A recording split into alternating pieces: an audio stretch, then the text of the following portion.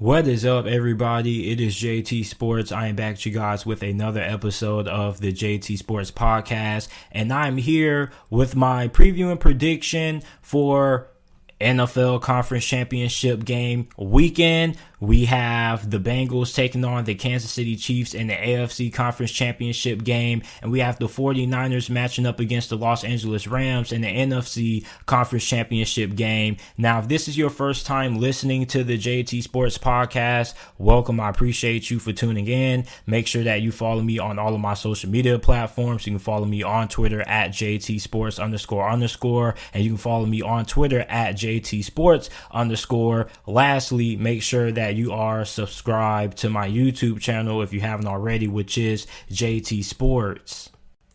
The Cincinnati Bengals are going to be taking on the Kansas City Chiefs in the AFC Conference Championship game. Let me repeat that once again. The Cincinnati Bengals are going to be taking on the Kansas City Chiefs in the AFC Conference Championship game, with the winner of this matchup advancing to the Super Bowl. And the reason why I repeated that was because it's very shocking at the fact that Cincinnati, pretty much out of nowhere, has played well enough to be in the position where they are one game away from making it to the Super Bowl. Now, I'm pretty sure 99% of you guys did not expect Cincinnati at the start of the year to be all the way in the AFC Conference Championship game. I'm pretty sure not even Bengals fans expected the Cincinnati Bengals to be in the situation that they're currently in right now. On top of that, Bengals fans have to be feeling really confident because you already defeated Kansas City once this season, which you defeated them week 16, 34-31 in a game that had a lot of high stakes. Cincinnati not only beat Kansas City, but they clinched a spot in the playoffs, and they also clinched the AFC North division. Now, a couple of weeks later, you match up with the Chiefs with the stakes even higher, this game being for a shot in the Super Bowl. And when you look at the Cincinnati Bengals, I mean, this is a explosive offense. This is one of the most explosive offenses that I've seen in a very long time. And let me give you a crazy stat. Cincinnati allowed 9 sacks in their win against the Tennessee Titans this past weekend. They allowed 9 sacks. Like, Joe Burrow got hit so much that in the second quarter, his undershirt, I believe on the left shoulder, was ripped. Like, you can tell how much punishment a quarterback has taken over the course of the game by just looking at how their sleeves look. Because if your quarterback's sleeves are ripped, that tells you everything you need to know about what's been going on with the protection in that game. And a lot of my friends kept asking me, JT, like, why are you so confident in Cincinnati to beat Tennessee?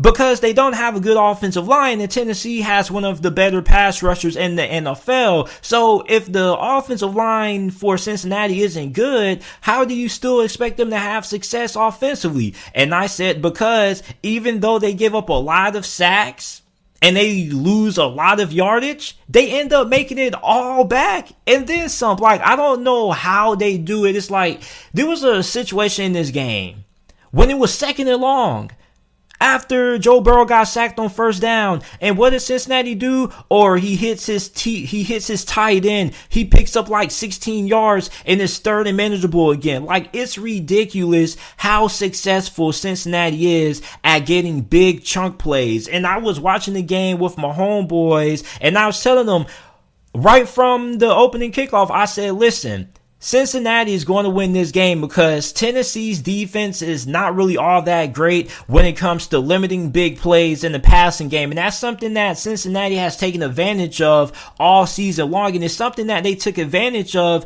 in their first meeting against Kansas City when Joe Burrow lit up the Chiefs secondary. He was 30 of 39 for 446 passing yards. This guy was incredible. He had a couple of touchdown passes as well. And a large reason why Joe Burrow had so much success the first go around against Kansas City was because they weren't great wrapping these wide receivers up after the catch. And that's something that you have to be really good at doing when it comes to beating the Bengals, is you have to make sure that you wrap up these wide receivers because they get a lot of yardage after they make their receptions. On top of that, the Bengals' run game hasn't really been that effective in the playoffs. They pretty much got shut down by Tennessee, which is what we all expected, with the Titans having one of the best run defenses in the league. On top of that, the week before, they didn't really do much against the Las Vegas Raiders. So the run game hasn't really been at the disposal for Cincinnati, or at least they haven't had a lot of success running the football when they need to.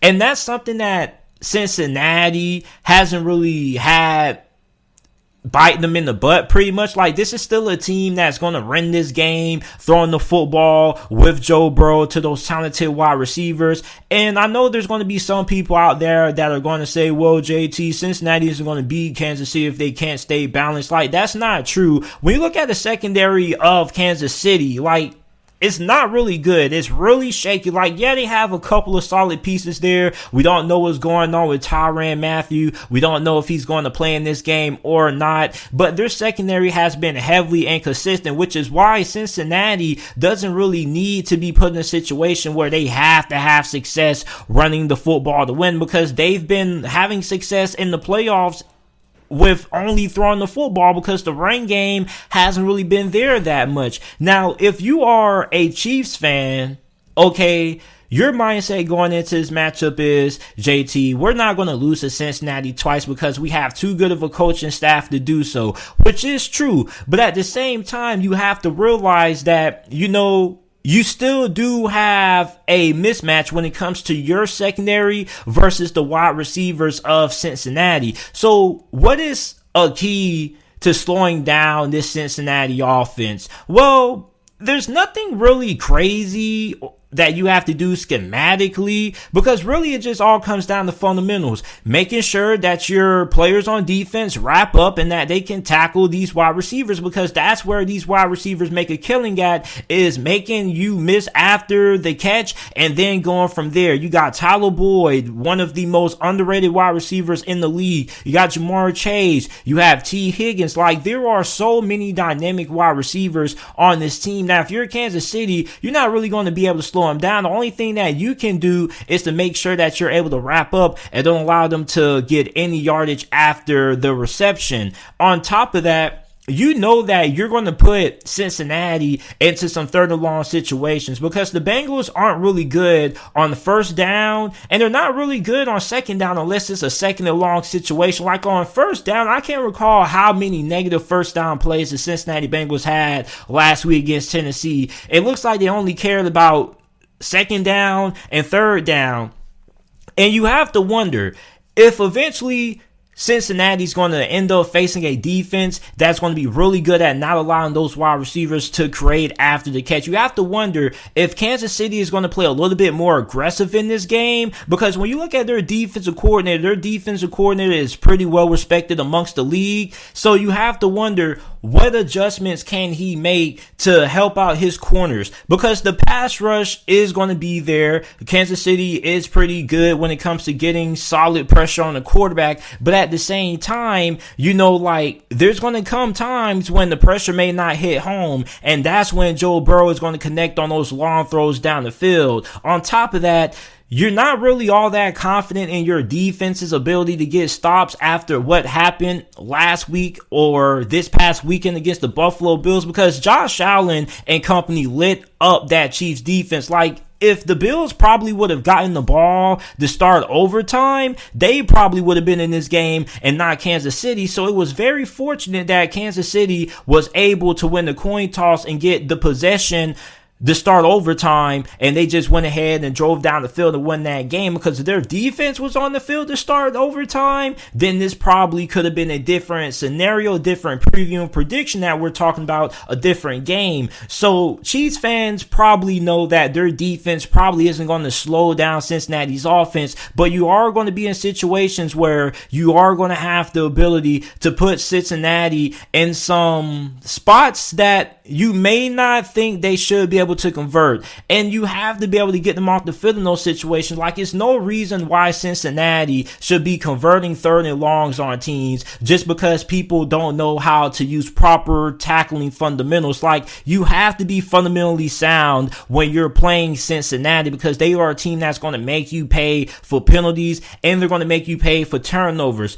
Also, something that Cincinnati has done a really good job of is making sure that they stay on top in the turnover battle. And that's something that if you're Kansas City, you cannot allow Cincinnati to do. You cannot allow Cincinnati to have any extra turnovers. On top of that, Cincinnati, their defense is also really good when it comes to getting pressure on the quarterback. They have a lot of great pass rushers. They have plenty of depth when it comes to the pass rushing position. On top of that, their run defense is pretty good. A lot of people aren't going to talk about this, but they held Derrick Henry to only 66 rushing yards on the ground, and that was with him getting 20 carries. That's not easy to do. So you look at this run defense for Cincinnati, it's really good, but it's going to come down to, are you going to be able to slow down Patrick Mahomes and get him off the field in these 3rd down situations? And that's something that's always tricky when you're facing Kansas City, because yes, everybody may be covered. You think you may have the whole entire place shut down, and then Patrick Mahomes turns into Houdini and he turns something out of nothing. So if you're Cincinnati, you have to make sure that on 3rd downs that you're not allowing Patrick Mahomes to escape. You have to make sure that when the play is over, the play is over. How can you keep Patrick Mahomes in the pocket in those 3rd down situations and not allow him to kill you with your mobility? I don't really know an answer to that. That's why I'm glad that I'm not paid millions of dollars to design the game plans to slow down people like Patrick Mahomes, and that's why I get paid to talk about it. But the defensive coordinator for Cincinnati is going to have to find a way to get Patrick Mahomes off the field. And on top of that, you're going to have to probably make sure that you don't allow Tyreek Hill and Travis Kelce to really dictate the outcome of this game, because that's something that really concerns me with Cincinnati are these linebackers. Now, these linebackers have been really good in coverage. I believe Logan Wilson had an interception last week. Don't quote me on that. But you look at how good the linebackers have been in coverage for Cincinnati. Their linebackers, for the most part, have came up very big in very big moments when it comes to pass coverage, which is something that you don't really think about, because a lot of people harp on how bad they are when it comes to filling the gaps, and they probably could be a lot better in that department. But these linebackers for Cincinnati have played very well during the playoffs, and they have showed up in very big moments, and they're going to be very critical if they're looking to try to slow down Travis Kelce. Then you have to worry about Tyreek Hill, and really Tyreek Hill, similar to the wide receivers of Cincinnati, is somebody who you don't want to allow get the ball in space, and you have to find a way to make sure that you don't allow him to beat you over the top. So the similar game plan that you have as a Chiefs fan when it comes to what your team needs to do defensively is probably the same game plan that Cincinnati needs to execute defensively. You have to make sure that you are able to keep Tyreek Hill from getting the ball short, and you have to make sure that you keep him from getting out in space and destroying your defense, because once Tyreek Hill gets the ball, it's pretty much over. So the team that I'm going to take to win this game, I'm going to pick the Kansas City Chiefs to win this matchup. The reason why is because, first, I think it's going to be really hard and challenging for the Cincinnati Bengals to beat the Kansas City Chiefs twice. We already saw how difficult that was for Buffalo. On top of that, I don't think that the Bengals defense is going to be able to get enough key stops necessary to keep up and win this game, because their offense eventually is going to have some moments when they get into 3rd and long situations or those 2nd and long situations, and they're going to come up short. I don't expect that this Chiefs coaching staff is going to allow this defense to suffer the same fate that they did in their last game. Even though that the Bengals are going to put up points, they're going to put up yardage. I think that the Chiefs defense is going to get a little bit more key stops in this game, which are going to be necessary, because you're not going to see a lot of defensive football in this game. Like, if you are a fan of defense, this is probably a game that you probably want to turn off, because you probably aren't going to see that much of it. This is going to be a game that comes down to key stops. Okay, who's able to get that key 3rd down stop? Okay, if you are the Kansas City Chiefs, can you get your pass rush going in those 3rd and long on second and long situations and not allowing Joe Burrow and company to get those deep developing routes downfield? Or are you going to be able to tackle these wide receivers and not allow them to create after the catch? Those are going to be the things that the Chiefs are going to have to be able to do to win this game, and I think they're going to be able to accomplish those. And for Cincinnati,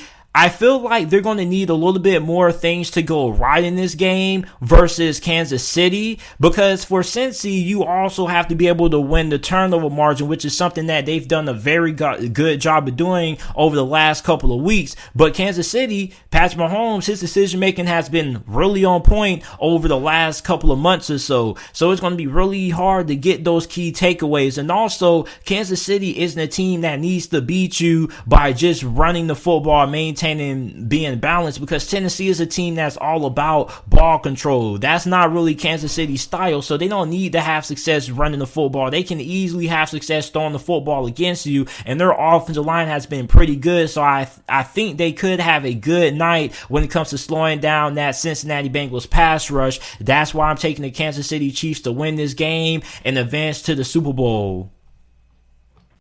Moving on to the NFC Conference Championship game, we have the San Francisco 49ers taking on the Los Angeles Rams for the third time this season. This game is going to be played this Sunday with a 6:30 p.m. Eastern Time kickoff on Fox. The Rams are a 3-point favorite heading in to this matchup. The 49ers surprised many people when they upset the Green Bay Packers on the road in Lambeau Field 13-10 in the divisional round, and the Los Angeles Rams defeated the Tampa Bay Buccaneers 30-27 in a nail biter. The 49ers have won 6 straight games against the Los Angeles Rams, and the last time these two teams matched up, the 49ers came on the winning side of things, coming all the way back from behind. Jimmy Garoppolo had one of the best performances of the season from him.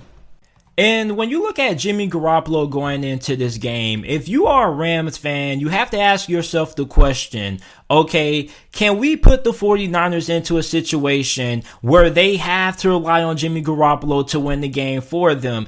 Because 49ers fans know that Jimmy Garoppolo hasn't really played all that great. I mean, he's played good enough, but eventually they're going to be put in a situation where you need Jimmy Garoppolo to step up and make some big throws, because this is the time of the playoffs where we start to see the best quarterbacks show why they're some of the best in the league. Like you saw Patrick Mahomes and Josh Allen last week in the divisional round making big play after big play, stepping up when it looked like all the odds were against them and continuing to lead their team down the field. So for Jimmy Garoppolo, that hasn't really been the case. You know, the 49ers have won games against the Cowboys and the Packers in spite of Jimmy Garoppolo, which seems crazy to say, but they're winning games despite not having great quarterback play out of Jimmy Garoppolo. And you have to wonder if eventually there's going to come a time when they need Jimmy Garoppolo to step up and make those big plays down the stretch in critical moments. That's going to be the question.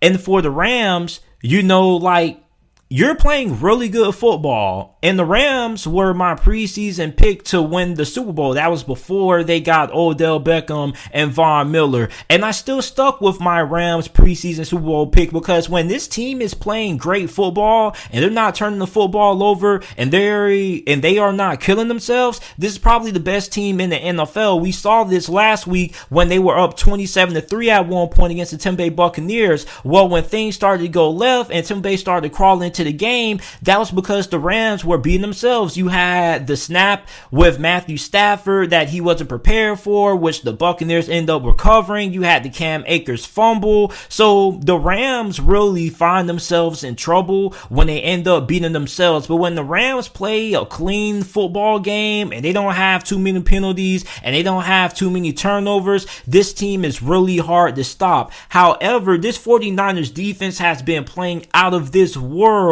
over the last couple of weeks. And you look at the performance that they had against the Green Bay Packers, like, you have to give defensive coordinator DeMeco Ryans a lot of credit for that. And I believe that he definitely should be in the running to become a head coach somewhere, despite the fact that he has only been a defensive coordinator for San Francisco for one season. Like, he's done a very good job. Like, they held the Green Bay Packers to only 10 points.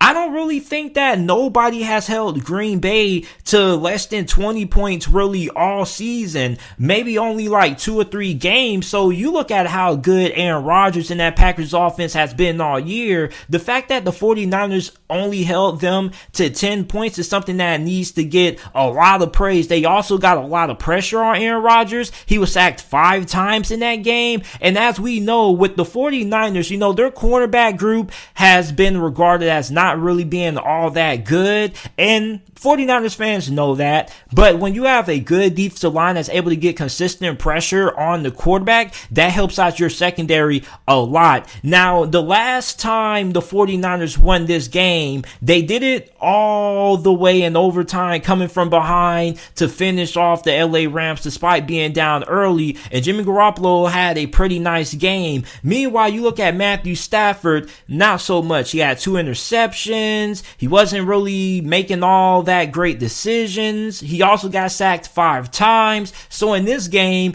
Matthew Stafford has to show everybody why the Rams traded for him. And I've been saying this in the last couple of games that I've talked about with the LA Rams. I said this in the wild card round against Arizona. I said this last week and their win, that if the Rams are going to win the Super Bowl, it's all going to hinge on the shoulders of Matthew Stafford, because they traded for him to win games like this. And it's up to him to show everybody why he was traded for in exchange for Jared Goff and why he's one of the better quarterbacks in the league for moments like this. This is why Sean McVay and that Rams organization went out and traded for Matthew Stafford. So they're going to need him to produce. And Matthew Stafford has played really well in the playoffs. As a matter of fact, he's been playing some of the best football that he has had in the last couple of months. Like the last time we saw Matthew Stafford playing like this, it was really early on in the season. And when the Rams started to slip up, that's when they had troubles taking care of the football. So you look at the Rams and they are really good when it comes to slowing down the run game of opposing opponents. However, the last time they played the San Francisco 49ers, they had over 100 rushing yards as a team. Elijah Mitchell led the way with 85 rushing yards on 21 attempts. You also got Deebo Samuel in there. So you have to put a lot of emphasis on making sure that you can neutralize that rushing attack of the San Francisco 49ers. Now, a lot of 49ers fans are going to be like, okay, if you stop the run game, then you got to worry about Brandon Ayuk, Deebo Samuel, and George Kittle. And that's cool, because at the end of the day, if you're a Rams fan and you say, hey man, Jimmy Garoppolo's throwing the football against us to beat us, we don't have no problem with it. Because if you are the 49ers, the strength of your team is running the football. Jimmy Garoppolo, you have won in spite of Jimmy Garoppolo, not because of Jimmy Garoppolo. So I'm pretty sure if you ask Sean McVay and you ask him which one would he rather do, have success slowing down the run game and allowing Jimmy Garoppolo to beat him through the air, or allowing the 49ers to run crazy on him with Jimmy Garoppolo doing the bare minimum, I'm pretty sure he would choose the first option, because Jimmy Garoppolo is going to eventually make a mistake. And as a matter of fact, the 49ers probably want Jimmy Garoppolo only throwing the football no more than 25 times in this game. 30 times would be the max. And that's probably a situation that they don't want to find themselves in. And I know a lot of people are going to be like, well, JT, Jimmy Garoppolo has done it before. He stepped up in big moments. Yes, he has, but he also has been pretty small in big moments. And this is the NFC Conference Championship game. And I'm pretty sure you're not going to be able to win this game by strictly just relying on Jimmy Garoppolo to do bare minimum. Eventually, you're going to need Jimmy Garoppolo to step up and make big plays. And I don't really know if he's going to be capable of doing that. When you look at how Von Miller and Aaron Donald have played so far during the playoffs, they absolutely destroyed the offensive line of the Tampa Bay Buccaneers, which we know that the Buccaneers are not at full strength. But at the same time, okay, you look at the San Francisco 49ers. And you got to look at it like this. If you can get pressure on Matthew Stafford and you can get Matthew Stafford rattled and you can get Matthew Stafford playing, a little bit more aggressively like how he was to close the regular season when he was turning the football over, that's going to help out you, because you know what the 49ers are. The 49ers want to run the football down your throat. They want to dictate the time of possession. They want to dictate, the play in the trenches, and they want to be more physical than you. And they don't care how they do it. They don't care if it's pretty. Look at the performances that they've gotten out of their quarterback recently during this playoff stretch. As a matter of fact, you could probably make the argument and say that Jimmy Garoppolo probably hasn't really been all that great. He's probably been one of the worst quarterbacks in the playoffs, if we're not mistaken. But when you have a great defense that can bail you out, it doesn't really matter. You can win with average quarterback play, but in a game like this, you have to wonder if average quarterback play is going to be good enough to get the 49ers to win. I don't think so, which is why I'm taking the Rams to get the win in this matchup. I know 49ers fans are going to be like, JT, you picked against us 3 straight weeks in a row. I know. I'm sorry. I'm not hating on the 49ers. It just seems to happen that, the last couple of weeks, I always end up liking the other team better. And you be in the Rams 6 straight times in a row. I just feel like this is going to be the game when Sean McVay and company finally figures things out. And eventually, that's where the quarterback play of Jimmy Garoppolo is going to come into play, because eventually, he's going to have to be able to match Matthew Stafford throw for throw at a stretch during this game. And you have to wonder if he's going to be able to do so, because we know that Matthew Stafford has been able to rise up to the occasion several times this year. Jimmy Garoppolo has been asked to rise to the occasion, and sometimes he steps up, sometimes he doesn't. But I just don't think that the quarterback play is going to be good enough for the 49ers to win this matchup. I'm going to take the Rams to win this game and advance to the Super Bowl. That's my prediction. So you guys let me know who you guys have winning this matchup down in the comment section down below. If you are watching this on YouTube, make sure that you check out the JT Sports Podcast. Every video that's uploaded on the channel is available in audio format on every single podcasting platform. Apple Podcasts, Spotify Podcasts, Google Podcasts, wherever you get your podcasts from, the JT Sports Podcast is available. All you got to do is type in JT Sports on any podcasting service and it should pop up. Or you can go to the description, scroll down a little bit, and it should take you to the Apple and Spotify podcast links for you guys to go ahead and check out the podcast that way. I appreciate you guys for listening in, and I'll see you guys later with another episode of the JT Sports Podcast.